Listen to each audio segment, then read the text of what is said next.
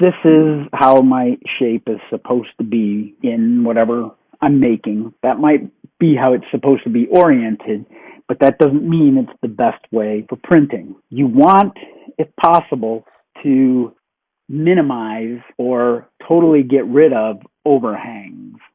This right here is an overhang. A 3D printer starts here on the build plate, which is the work plane here. I usually do 2/10 of a millimeter layer. So it'll lay down 2/10 of a millimeter layer, that shape, and then when it gets done and fills that in, then it'll go up 2/10 of a millimeter and put the next layer, and then up 2/10, up 2/10. When it gets up to here, and it's coming across here doing this line, and it's on top of all of this here, but then it starts going out here, it's on top of nothing. It's in midair. So this is an overhang, and it's 90 degrees, this one. It's perpendicular. It couldn't print like that. So what it would have to do is at each layer, it would put support material in here that would fill in this gap. It would be little walls, making it higher until it got up here. Then when this coming across this line and it comes here, it'll at least have something to print on top of. But you're not going to get a nice smooth layer there because it's printing on top of support material.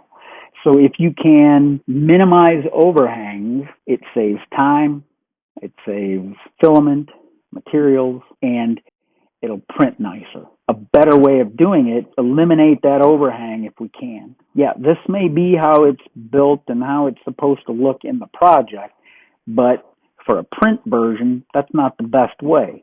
So I would take that piece and rotate it 90 degrees this way.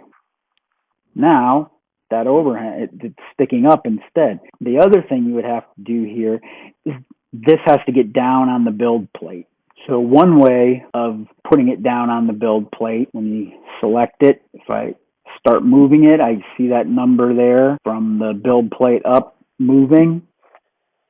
So you can watch that until it gets down to 0, or once that number is showing, you can just click on it and type in 0, return. Now it's down on the build plate.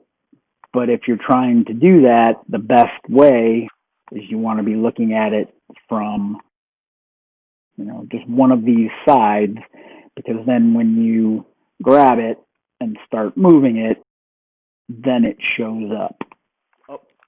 There's an overhang. You'd have to put in support material there, but it's a lot less because it's only that high instead of that high. So faster print, wastes less material. So if I flipped it and put this at the bottom, this would be where the support material would be supporting. But if this was the front of the piece and you wanted this to look nice, and since this part here, the bigger part, is in the back, maybe it doesn't matter that it wouldn't look as nice there, then sure. If this is the front and you want that to look nice, because it's obvious when you do it with support, the difference between this face that was on the build plate and this one that was printed on top of support. So if that was the case, sure.